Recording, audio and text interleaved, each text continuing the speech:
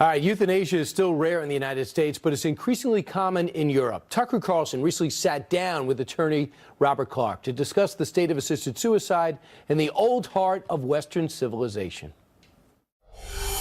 Mr. Clark, thanks for joining us. You represent Tom Mortier. Explain to an American audience not as familiar with euthanasia as practiced in Europe, his experience with European euthanasia laws. Yeah, absolutely. Well, Tom Mortier is a man who lives in Belgium, and he found out that his 64-year-old mother, who was physically healthy, she had no physical condition, he found out that she'd been euthanized the day after it happened, when the hospital phoned up his wife to ask them to come in and make the necessary arrangements. This isn't the day before it happened, it's not the day it happened, but the day after he gets this phone call to ask him to come and make the necessary arrangements. And what was his response to this?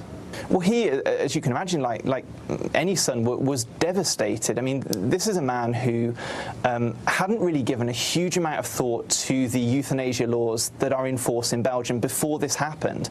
And his experience through all of this has turned him into someone who is willing to stand up in the difficult environment that it is in Belgium and say something is very, very wrong here when we decide that instead of caring for our sick, instead of caring for the vulnerable people that we have in society, we're going to offer death to them. How common is it in Europe? It's getting more common, and this is one of the frightening things. So I know there are some US states that are considering this, and I just encourage them to look at the experience in Europe. So we've got a couple of countries. Let's take Belgium as an example. And whenever euthanasia has been legalized, we've seen two things happen.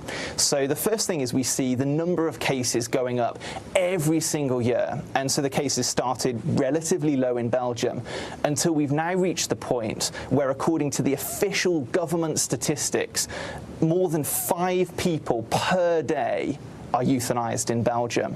And so these stories that you hear, the arguments that you hear that say, well, this is an exceptional thing, this is a rare thing, it's not true. And that's the first big problem that we see, that wherever euthanasia is legalized, that the numbers go up. And then secondly, the categories of people that can access euthanasia start to expand. People start to kind of push on the edges. Those that originally said, well, this is going to be really, really rare, start pushing out. So again, let's go back to Belgium and see what actually has happened. So 2014, Belgium extended its law to allow child euthanasia. So there is no lower age limit in Belgium at all. A child, as long as they understand, whatever that means, that what's happening to them, can choose to be euthanized. And then most recently, I saw a proposal in the Netherlands for people who are just tired of life. So no physical condition, no mental condition, just people who are tired of life. And so this is what's really sinister here, because you see a law that people argue for as an exception, but that is never what it becomes, and you can see that pattern wherever euthanasia has been legalized. So a particularly sinister element of this is the economic part of it. So it's obviously much cheaper to kill people than to treat them, either for their diseases or their depression. So isn't there a built-in incentive on the part of the state that is providing health care to do this because of the cost savings? Well, absolutely. I mean, you and I both come from places that have an aging population. People are getting older.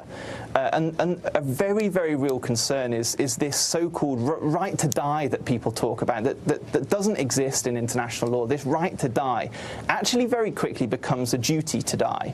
And so you've got vulnerable people, people that we should be caring for, who are going to start to feel maybe an implicit pressure, maybe just they feel they're a burden in terms of money, or a burden in terms of time, but maybe then explicit pressure as well. So cases where people have been told that they're a burden, that maybe their family members can't help them anymore, can't sustain them in their caring requirements. And so, yeah, there's a very, very real concern here that once you start to crack that door open, that it leads to vulnerable people feeling very, very real pressure. Have health insurers taken a position on this? Have they admitted that they're for it?